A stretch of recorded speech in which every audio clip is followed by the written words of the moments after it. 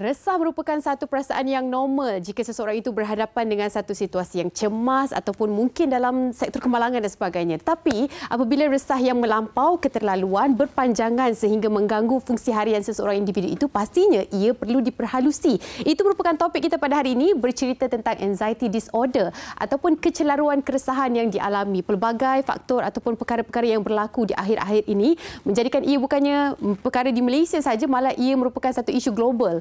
Hampir 20% rakyat setiap seluruh negara ini berhadapan dengan anxiety disorder. Malah separuh daripada itu hanya mereka saja yang mendapatkan rawatan. Separuh lagi tak tahu yang sebenarnya mereka mempunyai simptom yang dipanggil sebagai kondisi anxiety disorder. Assalamualaikum, salam sejahtera kepada anda semua. Apa khabar? Agaknya anda yang berada di rumah, terutama sekali para suami lah ya. Saya nak tanya apa khabar semua yang berada di rumah. Kita harapkan yang terbaik. Tak apa, hari ini adalah hari bersama dengan keluarga. Kita ceria-ceriakan keadaan. Sambil-sambil tu kita meneliti topik kita pada hari ini untuk mungkin memberi ilmu kepada anda semua di luar sana. Jangan lupa untuk sama-sama turut serta dalam perbincangan ini. Tak menarik ataupun mungkin tak ceria perbincangan kita kalau tak ada soalan maupun pengalaman daripada kalian semua. Penonton-penonton Hello Doktor, titipkan soalan maupun pengalaman di Facebook kami Hello Doktor TV3. Boleh saja singgah ke Facebook sekarang ni. Kalau belum like, cepat-cepat like.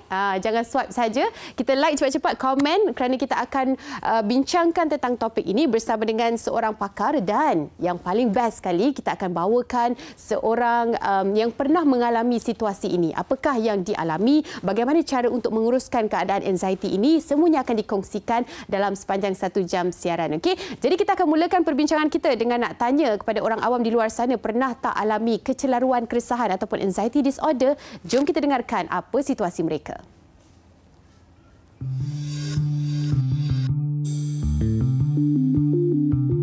Untuk mengalami anxiety saya tak pernah, tapi berada di keadaan sekeliling dengan orang yang mengalami anxiety itu pernah lah. Okay, kalau untuk saya sendiri, alhamdulillah so far tidak. Tapi saya tahu beberapa rakan sekerja yang ada masalah tersebut. Pernah? Ya, saya pernah mengalami. Alhamdulillah, setakat saya hidup ni tak pernah ada rasa anxiety.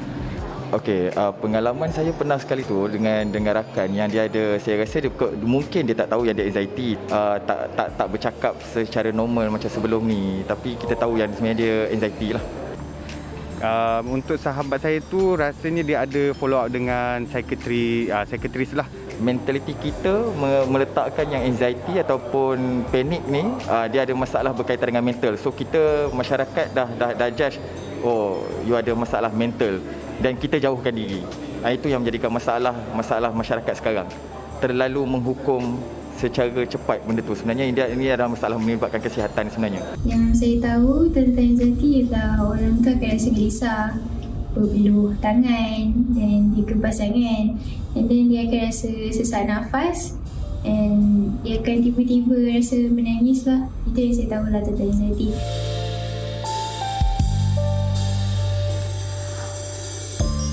Ya, stigma masyarakat apabila seseorang itu ada masalah ataupun kondisi berkaitan dengan kesihatan mental, anxiety, ataupun mereka rasa macam mereka berada pada fasa awal stres dan sebagainya, berjumpa dengan psikologis terutama sekali, itu sahaja dah ada satu stigma yang negatif. Oh, ini mesti ada sakit mental, ini mesti sakit otak dan sebagainya. Jadi stigma itu yang perlu kita buang jauh-jauh, kosongkan box yang kita ada sekarang ni untuk kita fahami sebenarnya ini merupakan satu masalah ataupun kondisi yang perlu kita sama-sama bantu sebagai hidup dalam satu masyarakat yang sama. Kecelaruan ataupun kecelaruan keresahan dan serangan panik, itu dua perkara yang kita nak perhalusi, nak tak faham betul-betul adakah ianya ada persamaan dari segi simptom ataupun makna itu sendiri mungkin berhadapan dengan satu perkara yang berbeza. Okey, kita bersama dengan Encik Khairul Arif Razali, psikologis UM Specialist Center. Assalamualaikum. Waalaikumsalam. Ya, terima kasih bersama dengan kami di Hello Doktor. Encik Khairul hari ini mungkin akan berkongsi banyak, tapi kita nak mulakan dahulu dengan serangan panik ataupun panic attack dengan kecelaruan keresahan. Adakah sama, Encik Khairul? Baik, terima kasih. Bismillahirrahmanirrahim. Assalamualaikum warahmatullahi wabarakatuh dan selamat petang kepada penonton-penonton Hello Doktor. Terlebih dahulu mungkin saya mulakan berkenaan dengan makna ataupun definisi serangan panik ini sendiri, Ani. Di mana ini adalah salah satu tindak balas terhadap ketakutan yang dialami oleh seseorang apabila berlaku peningkatan secara mendadak-dadak dan tiba-tiba berkenaan dengan simptom-simptom fizikal seperti contoh macam tadi ada perkongsian berkenaan dengan degupan jantung menjadi agak laju. Bibir mungkin jadi kering, tapak tangan mungkin berpeluh, isi perut mungkin rasa agak bergelora macam naik roller coaster. Dan ini adalah apa yang kita katakan sebagai simptom-simptom fizikal dan juga simptom-simptom dari sudut pemikiran. Yang mana individu yang mungkin mengalami serangan panik ini, simptom-simptom pemikiran yang mereka mungkin alami ialah mereka rasakan yang mereka nak mati, contohnya rasa perasaan tu macam rasa nak mati, ataupun rasa macam mereka akan alami satu perkara yang amat ketara yang menyebabkan diorang akan jadi lagi banyak serangan berkenaan dengan serangan panik. Tapi ini kita cerita tentang simptom yang dialami dalam waktu yang singkat. Betul. Dan itu adalah perbezaan Anim di antara serangan panik dan juga keresahan, kegelisahan, apa saja terma yang kita gunakan untuk anxiety, di mana tempoh untuk serangan panik hanya untuk beberapa minit sahaja, seketika sahaja. Untuk anxiety boleh 2 minggu, 3 minggu, lama lagi daripada serangan panik. Jadi untuk anxiety ini pula Anim, itu adalah salah satu perkara yang merupakan ciri utama untuk banyak kecelaruan kesihatan mental, seperti apa yang kita bincangkan hari ini, kecelaruan anxiety, anxiety disorders, kecelaruan compulsive obsessive ataupun lebih dikenali sebagai OCD, dan juga kecelaruan-kecelaruan yang berkaitan dengan trauma ataupun stres. PTSD. Jadi betul, dan itu adalah simptom yang mungkin anxiety ini ada dalam kategori tersebut. Okey, dan sebelum kita mendalami perbincangan kita, sedikit mungkin perbincangan ini akan menjurus kepada pelbagai definisi. Kita tahu kes-kes yang melibatkan meragut nyawa sendiri dan sebagainya berlaku turut berpunca daripada masalah-masalah yang mungkin permulaannya merupakan kesihatan mental. Jadi kami akan sentuh beberapa isu yang mungkin agak sensitif. Kita harapkan agar perbincangan ini hanyalah di dasar sahaja untuk membantu kalian di luar sana, tidak ada unsur-unsur untuk mengiyakan lagi ataupun menidakkan perkara yang berlaku. Kita bersama dengan pakar supaya pakar boleh memperhalusi sebenarnya kondisi bagaimana. Kadang-kadang terhadap orang lain dia punya efek ataupun kesan dia berbeza. Encik Khairul. Okey, dan kabarnya anxiety ni juga ada pelbagai jenis.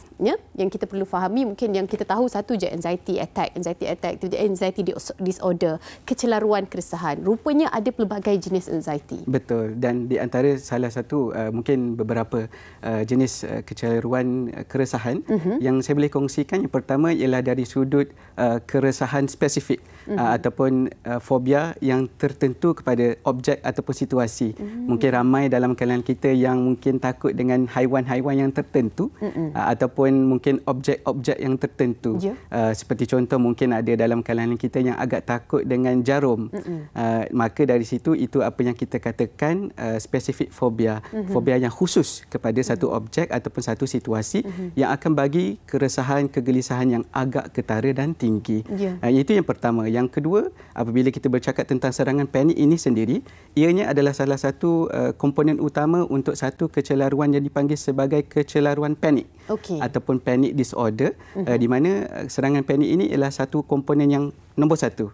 Selain daripada mereka berasakan yang akan mengalami serangan panik akan datang lagi, dan itu pun memberikan mereka satu keresahan yang amat ketara juga. Okey, contohnya macam situasi sekarang ni, mereka yang berhadapan dengan situasi banjir besar, kan, setiap tahun ni memang tempat mereka, walaupun sebelum ini merupakan bukan lokasi banjir, tapi baru-baru ni dengan keadaan drastik betul perubahan cuaca dan sebagainya, situasi itu berlaku. Kita pernah juga bertanya pada mereka dah takut dah dengan bunyi hujan yang biasa pun mereka dah ada satu perasaan yang gelisah. Adakah itu yang boleh disamakan erti dengan apa yang cuba untuk disampaikan betul tadi? Dan itu adalah salah satu kita katakan sebagai punca apabila kita menerima apa-apa sahaja stimulasi macam tadi Anim kongsikan tentang bunyi air hujan. Maka dari situ mereka menggunakan deria mendengar ataupun melihat air hujan itu sendiri. Bila banjir mungkin contoh nampak air itu semakin menaik, menggunakan deria penglihatan. Jadi dari situ memberikan pemikiran-pemikiran yang tertentu yang akan masuk ke dalam minda kita yang mungkin akan mempengaruhi kita menjadi gelisah, menjadi resah. Ataupun mungkin seseorang itu pernah menyaksikan satu kemalangan yang begitu teruk. Kadang-kadang bukan terjadi pada diri kita sahaja, kan? Ianya mungkin terjadi pada orang lain, tapi kita berada di tempat itu, menyaksikan kejadian itu, ianya juga boleh bagi impak terhadap diri kita.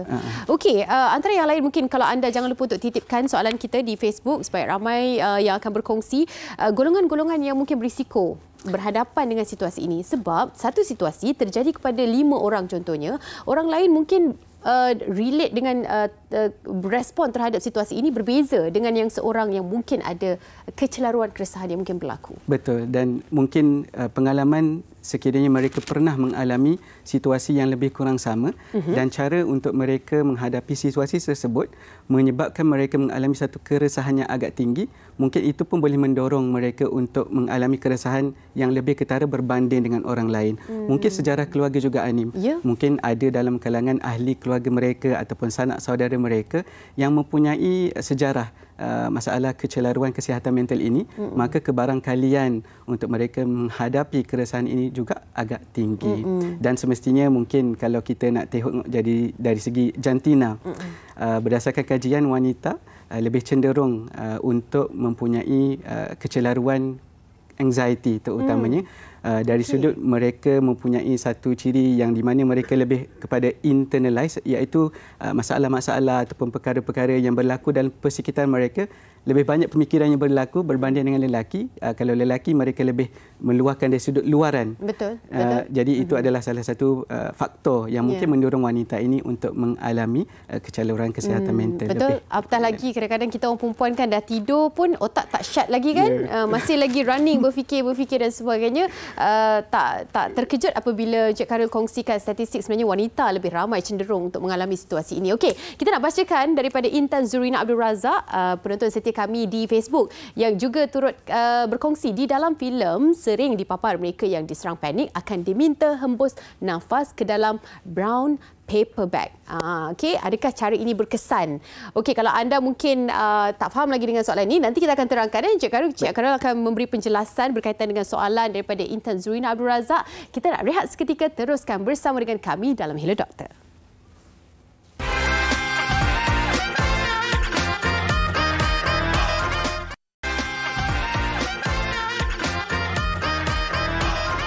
Hello Doktor, kembali bersama dengan anda. Saya dan juga Encik Khairul Arif selaku psikologis UM Specialist Center yang akan berkongsi kalau tadi ada mukadimahnya berkaitan dengan topik kita pada hari ini, iaitu kecelaruan keresahan ataupun serangan panik yang pastinya tidak asing kondisi ini dalam kalangan kita sebagai rakyat Malaysia, terutama sekali pada peringkat umur yang sedang melalui fasa dewasa. Faktor-faktor yang menyebabkan mungkin begitu struggle ataupun susah dalam kehidupan ini banyak sekali yang dikongsikan, seperti Intan Zurina Abdul Razak ini sempat kongsikan di Facebook kami. Katanya di dalam filem sering dipapar mereka yang diserang panic attack ni akan diminta untuk hembus nafas ke dalam brown paper bag. Adakah cara ini berkesan? Okey, terima kasih Intan Zurina. Ini cara yang mungkin selalu dipaparkan. Kadang-kadang dalam flight pun sama dia ada sediakan paper tu selain daripada untuk muntah, lawyer dan sebagainya, mungkin juga untuk releasekan perasaan panik pada ketika itu. Pandangan daripada Encik Khairul. Baik, jadi untuk perkongsian yang dikongsikan oleh Puan Intan di mana penggunaan brown paper bag itu untuk membantu mereka melihat dari segi rhythm pernafasan yang mereka lakukan.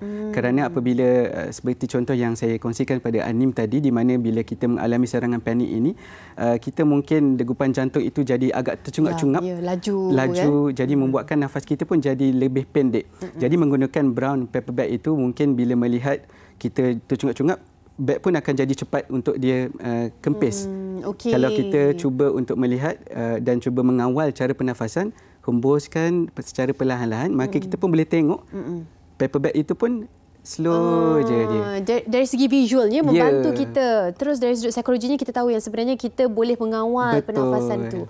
Wow, menarik. Okey, antara cara lain yang tadi mungkin melibatkan stress ball yang dimaksudkan Cik Khairul, kita ada juga bawa stress ball yang saya rasa anda pun pernah melihat.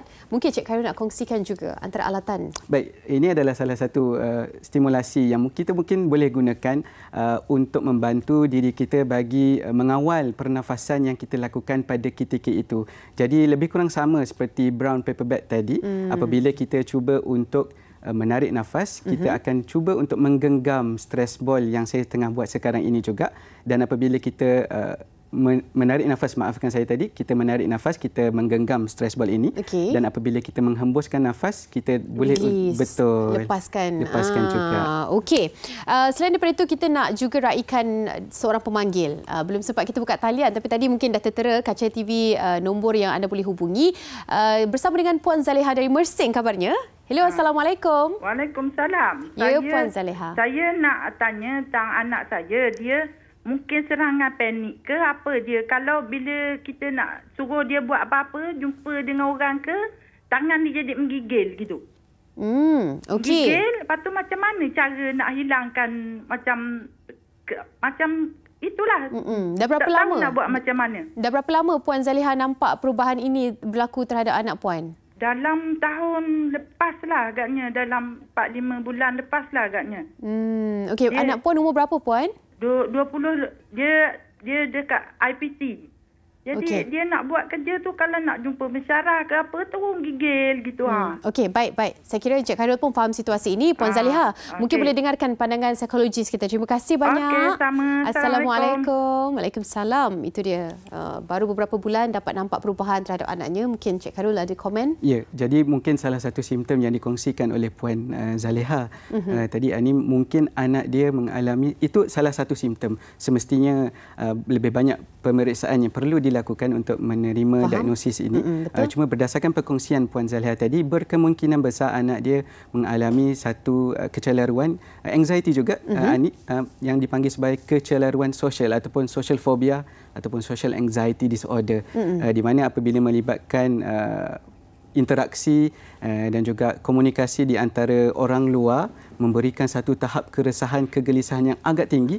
Mungkin salah satu perkara yang membuatkan mereka berasa begitu ialah persepsi. Mungkin diorang berasakan orang pandang mereka rendah. Mungkin diorang rasakan diorang ni tak setinggi ataupun tak sebijak orang yang mereka nak berinteraksi itu. Jadi membuatkan mereka rasa agak resah dan gelisah.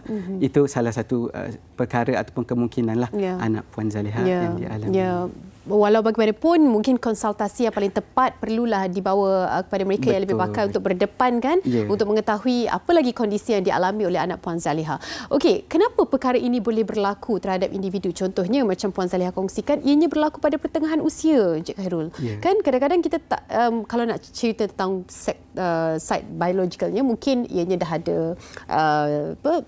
peratusan yang ada dalam diri untuk berhadapan dengan anxiety disorder. Tapi kadang-kadang ianya berlaku pada pertengahan usia. Sebelum ni kita rasa resah, gelisah biasa saja. Tiba-tiba panic attack itu boleh berlaku terhadap diri. Punca-punca yang selalunya mungkin boleh dikaitkan dengan keadaan ini. Betul. Yang semestinya seperti contoh anak Puan Zaleha tadi, berkemungkinan besar situasi sekeliling anak dia pada waktu sekarang mungkin agak menekankan dan memberikan stres yang amat tinggi, sehingga menyebabkan mungkin segala sejarah ataupun segala perkara yang dialami sehinggalah ke waktu sekarang dia macam pendam, macam gunung api, Anim. Kalau pendam, bila sampai masa kemuncak dia tu dia akan meletup seperti gunung berapi yang agak aktif. Ya, itu dia. Ini antara punca serangan panik. Mungkin anda sendiri boleh lihat. Dan kafein ataupun pengambilan alkohol, kafein yang berlebihan, masalah thyroid, ubat dan makanan tambahan yang mungkin juga tak sesuai ataupun mungkin perlu mendapatkan nasihat daripada doktor terlebih dahulu untuk anda amalkan. Itu antara yang boleh kita kongsikan. Dan seterusnya kita nak kongsikan juga sedikit laporan berkaitan dengan ujian saringan kecelaruan keresahan. Ada ujian tertentu kan yang untuk menganalisis sama ada anda berada dalam situasi itu ataupun tidak, anxiety disorder. Jom sama-sama kita saksikan.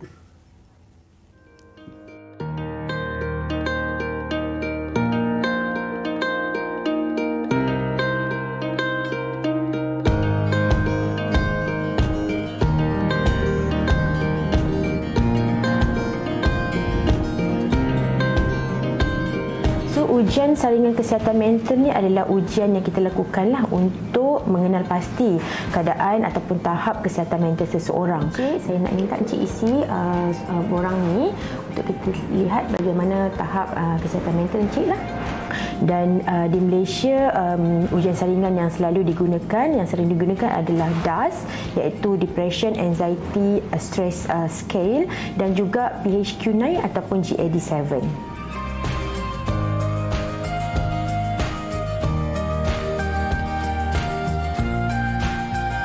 Ujian ini hanyalah untuk kita mendapat markah keseluruhan tahap kesihatan mental seseorang individu. Jika mendapat markah yang tinggi ataupun dikatakan sebagai mengalami gejala kesihatan mental yang teruk, mereka akan mendapat rawatan lanjut lah. Selalunya mereka datang dengan surat rujukan. Surat rujukan ini adalah melalui klinik kesihatan contohnya, ataupun pusat kesihatan universiti, atau daripada pengamal perubatan luar lah. Hari ini nampaknya ada pengurangan dari segi markah. So bagaimana Encik rasa tentang emosi Encik sekarang?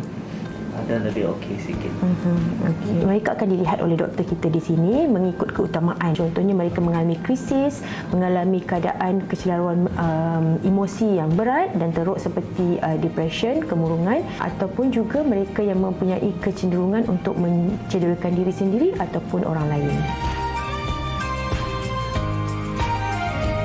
Selepas dilihat oleh pakar, selalunya mereka akan mendapat penerangan dengan lebih lanjut mengenai gejala pesakit, sejarah kesihatan pesakit, mengenai latar belakang dengan lebih lanjut, dan kemudian kemungkinan akan diteruskan dengan beberapa ujian yang penting yang bersesuaian. Selepas itu barulah kita boleh melakukan ataupun membuat sesuatu diagnosis dan merancang apakah plan ataupun bagaimana untuk kita rawatan seterusnya secara lebih holistik. Banyak cabaranlah yang kita kenal pasti semasa membuat ujian saringan. Pertamanya sekali adalah kadang-kadang keterbukaan seseorang pesakit itu untuk berkongsi dengan doktor tentang masalah kesihatan mental mereka. Okay? Dan seterusnya kemungkinan mengalami kekangan kewangan. So kekangan kewangan ini mengakibatkan mereka susah untuk datang, contohnya jarak yang jauh, ataupun kekurangan kemudahan pengangkutan, menyebabkan mereka hilang minat untuk berjumpa doktor ataupun datang ke klinik. It's okay not to be okay actually. So seek help, okay, and then talk to somebody dan cari bantuan untuk sokongan, dan juga jika perlu rawatan akan dapat dilakukan. Okey, thank you doktor yang menyampaikan tadi it's okay not to be okay. Encik Khairul pun mungkin berhadapan dengan situasi yang sama pada peringkat awal untuk membuat ujian saringan kepada pasien-pasien dan sebagainya. Adakah itu soalan-soalan lazim yang perlu diselesaikan, dan bagaimana keterbukaan pasien untuk berkongsi situasi sebenar? Sebab ratings itu sangat penting untuk menilai. Dan ratings itu sebenarnya memberi satu indikator kepada apa yang mereka alami pada ketika itu, dan keterbukaan itu satu perkara yang saya fikir Anim agak subjektif, di mana mungkin persepsi dalam kalangan masyarakat kita masih lagi agak tinggi, dan boleh jadi kalau mereka datang dengan secara tanpa rela, mungkin itu pun akan memberi kesan kepada skor yang mereka akan tunjukkan dalam saringan-saringan inilah. Jadi kepada mereka yang mempunyai keluarga yang perlu dibawa ke tengah tentang perkara ini, mungkin keterbukaan pada peringkat awal tu kena betul-betul merelakan mereka berada di situasi itu supaya segala ujian saringan pada peringkat awal tu dapat dilaksanakan dengan efektif. Encik Khairul, okey, kita nak bacakan satu soalan daripada Facebook sebelum kita rehat seketika. Kali ini dari Izri Amizi Muhammad Azman. Adakah dengan mengambil ubat tidur akan membantu, dan adakah kesan sampingan? Okey, terima kasih Encik Izri Amizi. Terus berkongsi dengan kita semua. Facebook kami masih lagi terbuka untuk anda semua berkongsi pandangan dan soalan. Cuma kita nak rehat seketika. Kembali selepas ini Encik Khairul ada penjelasan berkaitan dengan situasi itu. Seketika nanti.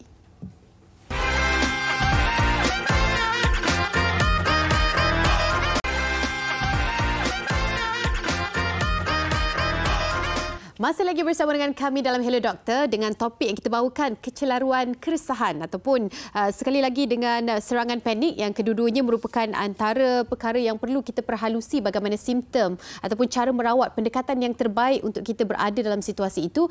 Seperti mana yang dikongsikan oleh rakan kita di Facebook, Encik Izri Amizi Muhammad Azman, adakah dengan mengambil ubat tidur akan membantu, dan adakah kesan sampingannya? Okey, terima kasih Encik Izri. Encik Khairul bersama dengan kita untuk menjawab persoalan adakah ubat tidur ni selalu juga soalan-soalan yang lazim.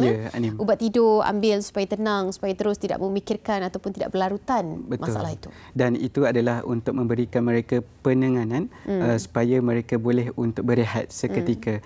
Cumanya saya juga menyarankan agar mereka mendapatkan rawatan yang lebih lagi selain daripada rawatan psikotropik ataupun kita panggil sebagai rawatan yang ke arah ubatan ini, kerana ini secara sementara sahaja.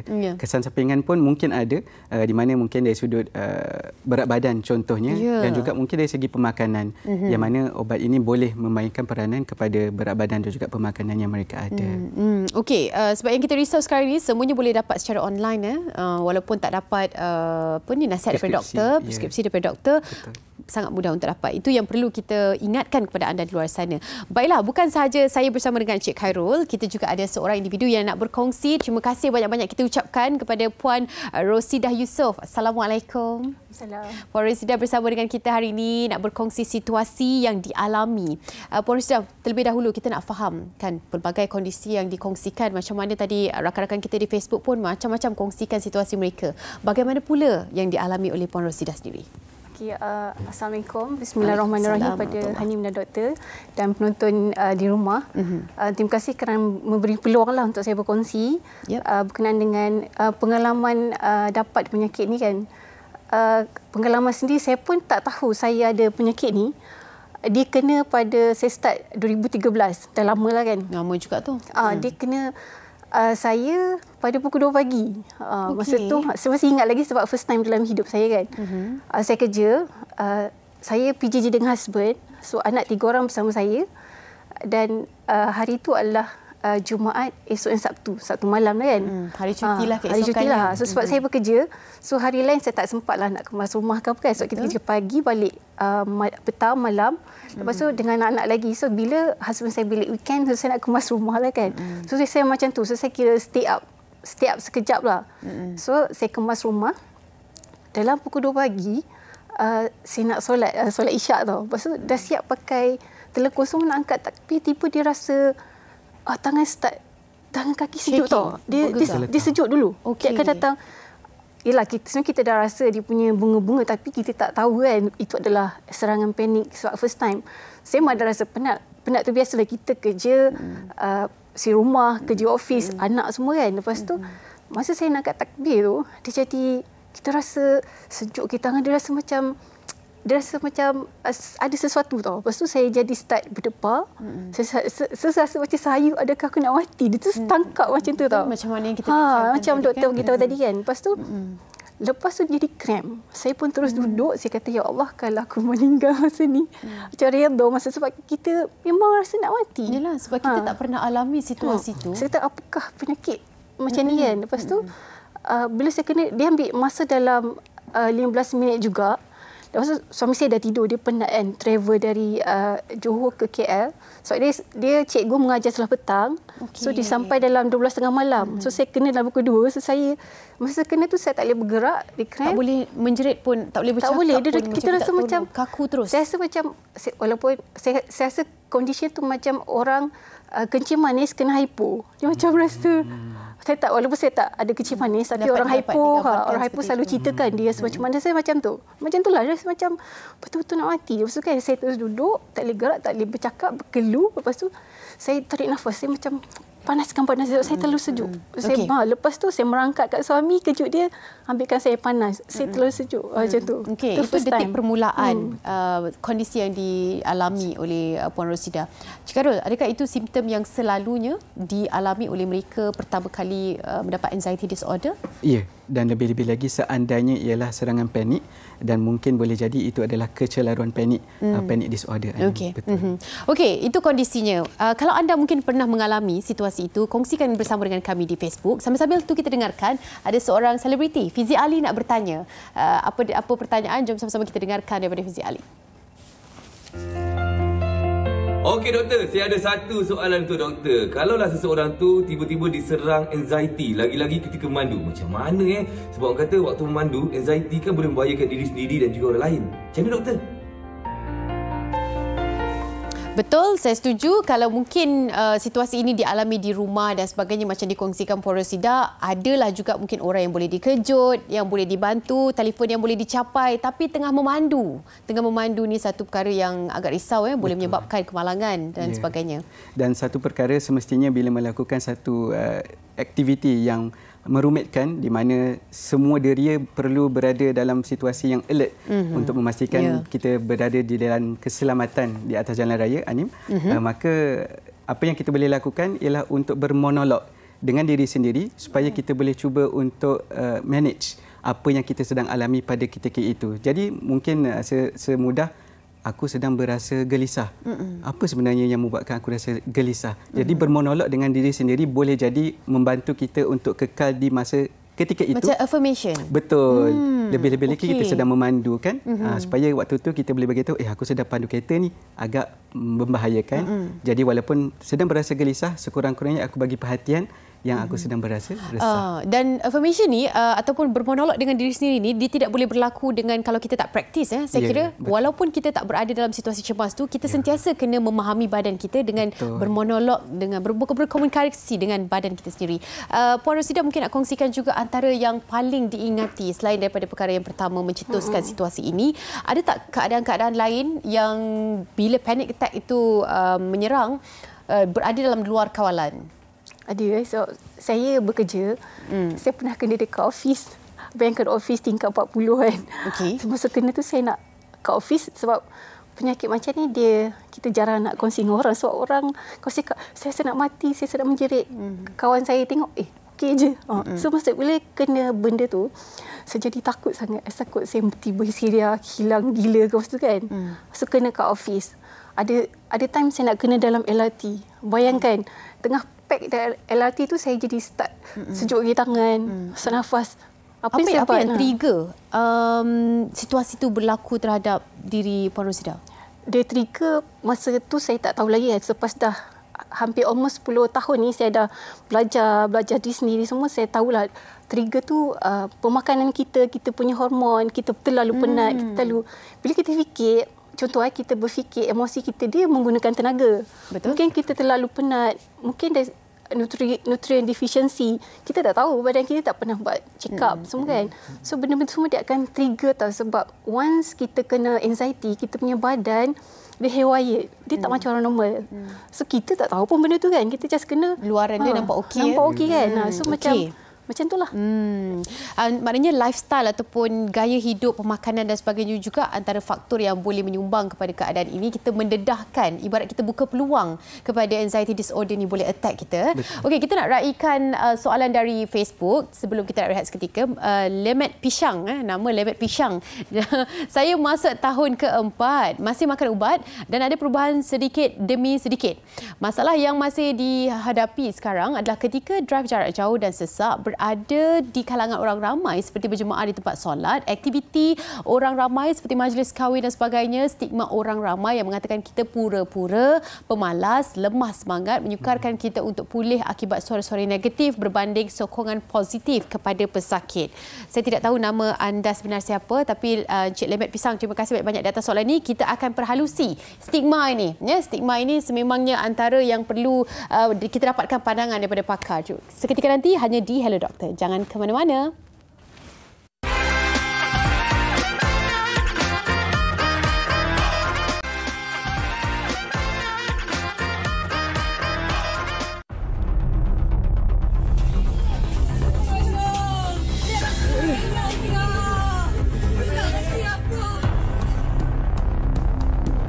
Kalau tengok orang lemas macam ni, mesti kita pun panik kan? Tapi dengan skill yang betul, mungkin anda boleh menyelamatkan satu nyawa. Jom, saya tunjuk.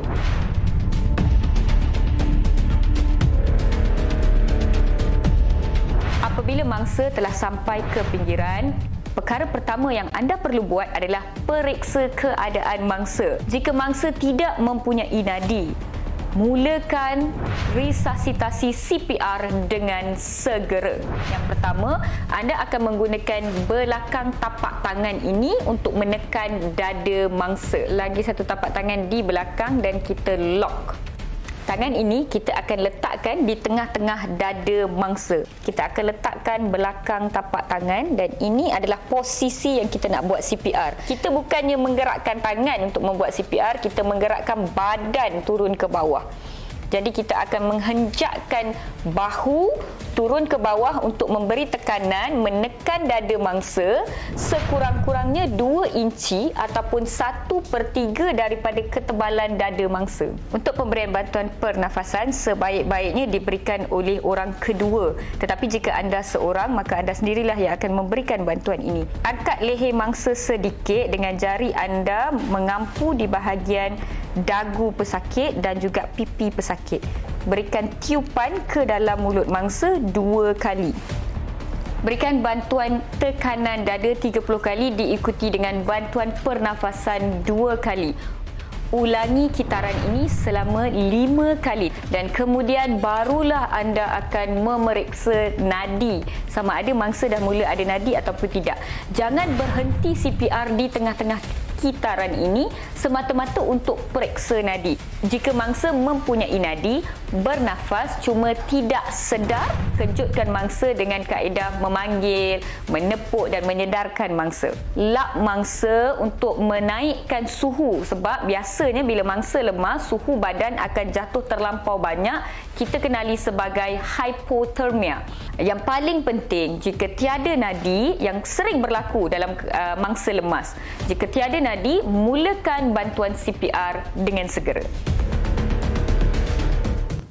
Okey, kita baru saja kongsikan bersama dengan anda tips keselamatan yang mana kalau berada dalam situasi lemas ataupun mungkin nampak situasi itu, anda sebagai seorang individu yang berada di situ mungkin boleh menggunakan tips keselamatan yang dikongsikan oleh Dr. Mala, Dr. in the House kita. Ini merupakan satu segmen yang terbaru. InsyaAllah kita akan bawakan pelbagai lagi perkongsian di bawah segmen Dr. in the House. Jangan lupa hashtag kita Dr. in the House. Mungkin anda boleh nampak lagi apa perkongsian kita berkaitan dengan tips-tips yang berguna kepada anda semua. Kita berbalik kepada topik kita pada hari ini. Macam tadi kita ada kongsikan tentang satu stigma. Ada orang kata dia merupakan pura-pura, pemalas, lemah semangat. Benda tu semua menyukarkan orang lain mungkin kan. Bila berada dalam situasi yang kita nak kerja cepat siap, kita nak berada dalam situasi yang semua orang kena bekerja. Tapi orang itu, individu itu tidak fit lah. Tak fit untuk bekerja. Tapi orang tak tahu sebenarnya anxiety disorder pernah berlaku terhadap seseorang individu tersebut. Encik Khairul, mungkin ini merupakan stigma yang menyukarkan lagi proses penyembuhan seseorang sakit itu. Sememangnya, dan ini adalah di antara faktor utama Anim, yang mana apabila stigma itu agak tinggi dalam persekitaran individu tersebut, maka bukan sahaja mereka untuk mendapatkan bantuan itu menjadi lebih rendah, keterbukaan mereka sendiri untuk menerima sebenarnya apa yang mereka alami itu pun mungkin diorang akan jadi agak in denial. Sebab tengok persekitaran orang kata okey je, mungkin bila orang cakap kau tak malas, kau okey je, semua boleh, kita sendiri pun mungkin merasakan mungkin aku ni reka-reka je. Jadi stigma itu memainkan peranan yang amat tinggi Anim, dan harap-harapnya untuk Encik Lemit ini, sekiranya anda boleh cuba untuk memahami diri sendiri dengan lebih benar-benar. Sekiranya rasa diri itu mungkin perlu mendapatkan bantuan yang selanjutnya Anim, saya menggalakkan untuk ke klinik-klinik kesihatan yang berdekatan. Mendapatkan pandangan daripada orang yang benar-benar memahami situasi itu kan. Puan Rosidah pastinya tidak asing juga dengan situasi yang diberi stigma, tetapi lain pula pandangan seperti mana kita kabarkan. Bagaimana pandangan daripada Puan Rosidah sendiri? Macam saya, sebab once saya yang first time kena tu kan, esok pagi lepas kena tu badan kita sangat lemah tu, sangat lemah, sangat tak bermain semua kan. So esok pagi saya memang pergi jumpa doktor sebab tak pernah ada dalam hidup saya kena macam tu. So bila doktor analyse on symptom, dia memang cakap, dia terus, awak ni ada simptom anxiety disorder, dan first time saya dengar masa tu anxiety disorder kan. Dan lepas tu dia terus buat referral letter dekat psychiatrist. So start masa itulah stigma dalam diri saya sendiri. Sebab ini Puan Rosidah sendiri yang ada stigma itu. Bila refer dekat psychiatrist, stigma kita adalah aku tak gila. Macam itulah saya tak ada sakit mental. Saya just kena macam tu. Terus doktor hantar saya ke psychiatrist. Saya tak gila. Saya ulang. Saya masih ingat benda sebab dia masa seolah-olah kita yang create stigma itu terhadap diri sendiri. Dan orang lain pun sama. So almost macam tu. Betul kan? Kadang-kadang kita tak perasan mungkin kita sendiri yang menjauhi daripada kebenaran itu. Keterbukaan, penerimaan terhadap situasi ini. Tak ada masalah untuk berjumpa psikologis kan? Apa salahnya untuk kita mendapatkan rawatan? Itu salah satu rawatan yang sepatutnya kita lalui dengan proses yang betul kan? Tapi bila dengar jumpa doktor ni dah sah-sah dan ini sakit mental lah ni. Masalah sakit mental itu sendiri pun satu perkataan stigma, betul tak? Okey, kita panjangkan lagi. Mungkin nak raikan pandangan dari Facebook ke? Hamdan M. Zai. Assalamualaikum doktor dan host. Waalaikumsalam. Soalan saya, bagaimana untuk membezakan serangan jantung dengan panic attack? Sebab kadang-kadang simptom yang dialami agak sama, berdebar, sakit dada dan berpeluh. Okey, soalan yang pertama Encik Khairul. Soalan yang kedua, selain dari rawatan dan preskripsi ubatan, adakah terdapat rawatan berbentuk terapi untuk merawat anxiety? Okey, mungkin Encik Khairul dulu pandangannya, silakan. Baik. Jadi untuk soalan pertama yang ditujukan oleh Encik Hamdan itu, jadi di antara perbezaan, saya fikir untuk serangan panik ini, seandainya itu adalah perkara yang tuan alami, di mana simptom-simptom itu ketara, mendadak, tiba-tiba dan hanya berpanjangan untuk seketika sahaja, maka itu adalah mungkin apa yang kita katakan sebagai serangan panik.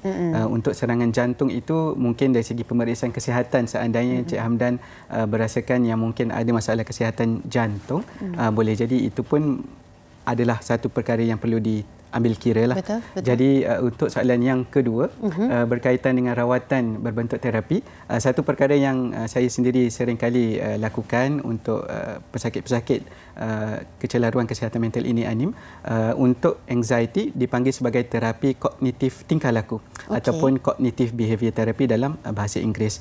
Jadi ini adalah di antara psikoterapi rawatan yang diberikan yang memberikan penekanan kepada pemikiran, emosi dan juga tingkah laku individu itu supaya boleh melihat satu anxiety itu mungkin itu adalah satu perkara yang mereka berasakan mereka dengan sengajanya memperbesar-besarkan anxiety yang mereka alami. Jadi CBT itu sendiri boleh membantu untuk mereka melihat yang mana satu anxiety, sebab kita semua boleh ada anxiety Anim. Untuk merasa gelisah, resah itu normal. Cuma bila kita lebih sangat, itu mungkin satu perkara yang kita boleh cuba untuk atasi dalam sesi terapi itu sendiri. Ya, betul. Bagi saya, perasaan resah, gelisah itu normal. Ianya akan dialami oleh manusia biasa. Tetapi bila berpanjangan, berlarutan dan dipanjang-panjangkan, mungkin itu akan menyebabkan kondisi ini. Bagaimana pula dengan rawatan yang diambil oleh Puan Rosida sendiri untuk mengawal keadaan anxiety? Pada tahun permulaan saya kena tu, sebab once kita kena anxiety, kita akan ada masalah, tak boleh tidur, susah tidur. So saya memang pergi jumpa doktor saya tak boleh tidur. So doktor bagi ubat lorazepam lah untuk saya tidur. So once makan ubat tu, dia jadi macam tak betul sikit. Sebab dia nak sync dengan kita kan. So saya stop ubat ni. Saya stop ubat tu sebab saya tak tahan dengan kesan tu lah. Lepas tu saya ambil rawatan alternatif. Bila sebut alternatif bukannya tak baik. Maksudnya rawatan kendiri. Sebenarnya kita boleh pulih. Nombor satu, memang kita kena jumpa doktor. So pada masa sama, kita buat rawatan kendiri, maksudnya kita tanya diri kita, kenapa aku tak boleh tidur? Maksudnya kita, once kita tak hidup dengan betul, sistem kita tak betul, mesti ada salah. Somewhere yang salah. So macam saya try reset baliklah kehidupan Puan Rosida sebenarnya. So saya try balik tengok saya punya lifestyle. InsyaAllah ni anak-anaknya. Berapa orang anak Puan Rosida? Saya 6 orang anak, Masya Allah. It's a very beautiful family. Tadilah dia keluarga dan sebagainya. Kadang-kadang kita yang menjadi kekuatan ni adalah bila melihat pada anak-anak kan. Betul. Kan itu kekuatan kita. Apa pun kondisi yang kita alami, bila tengok wajah anak-anak ya Puan ya, kita terus rasa macam ini adalah masa untuk kita reset balik kehidupan kita kan. Saya kira itu juga kekuatan Puan. Ya.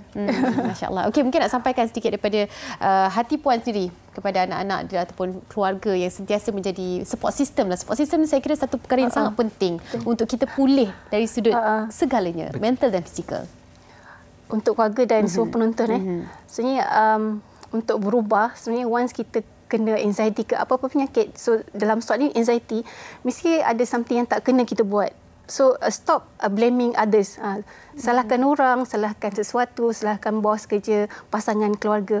Start tengok ke dalam diri. So saya buat macam tu kan. Start tengok mungkin cara kita berfikir salah, cara makan, cara tidur, cara kita berkomunikasi, persepsi menyelesaikan masalah tu. Contoh kan, tak boleh move on dengan sesuatu, tu benda yang sangat tak baik untuk kesihatan. Tambah perempuan, kita kan memendam rasa. Saya faham. Saya alami. Itu selalu didengarkan dalam social media sekarang ni, susah nak move on. Itu pun salah satu perkara yang boleh menyebabkan kita berada di takut yang lama, terlalu lama dan menyebabkan banyak masalah berada dalam situasi itu. Tapi kita nak singgah sekejap di Facebook kami. Kali ini dari Afiat Sinergi Fetra. Katanya bagaimana menangani mangsa yang cuba mencederakan diri sendiri. Okey, inilah yang dimaksudkan dengan sedikit sensitif perbualannya sehingga menyebabkan sanggup mencederakan diri, malah mungkin tak ada lagi niat untuk hidup dan sebagainya. Berada pada tahap tu, silakan cik. Semestinya, dan sekiranya apabila kita melihat ataupun cuba untuk membantu mereka yang telah pun melakukan perkara ini Anim, yang pertama yang kita boleh lakukan ialah untuk cuba bertanya kenapa mereka melakukan tingkah laku yang sedemikian. Dan saya berharap siapa-siapa pun yang memerhati individu dalam kalangan keluarga mereka ataupun rakan-rakan mereka, untuk mereka tidak bagi tahu kau buat ni sebab kau nak ambil perhatian. Untuk kita cuba mengelak daripada berkata sedemikian. Sebab Saya boleh katakan dari segi pengalaman saya sendiri ini merawat pesakit-pesakit dalam sudut psikologi ataupun psikiatri secara besarnya, itu bukan sebab utama mereka melakukan tindakan sedemikian. Itu adalah cara mereka meluahkan kesakitan yang mereka alami, yang mungkin mereka tahu itu adalah cara yang beri kelegaan. Walaupun kelegaan sementara, tapi kelegaan itu adalah kelegaan yang mereka nak kejar. Dan itu adalah cara yang mereka lakukan untuk mereka mencederakan diri sendiri. Bukan untuk ambil perhatian, tapi salah satu outlet untuk mereka berkongsi, meluahkan kesakitan yang mereka alami. Okey, maknanya kalau saya faham di sini, saya sebagai individu yang mungkin ada orang jumpa saya, aku nak cederakan diri aku sebab aku dah tak tahan. Adakah saya boleh bertanya kenapa nak buat macam tu? Boleh. Soalan saya yang pertama adalah yang sebaiknya adalah kenapa nak buat macam tu? Dengarkan dulu apa jawapannya. Bukannya sibuk duk kata ni nak perhatianlah ni dan sebagainya. Itu yang perlu dielakkan ya. Okey, yang seperti mana kita nak paparkan sebentar lagi, mungkin selepas ini adalah rawatan terbaik yang mungkin nak dikongsikan daripada chart ini. Bagaimana rawatan yang terbaik bagi mereka? Contohnya lah mungkin seseorang individu ni dah tak boleh nak melakukan fungsi harian dengan baik disebabkan anxiety disorder yang pernah dialami oleh beliau. Bagaimana seseorang itu nak kembali kepada kehidupan yang normal? Baik.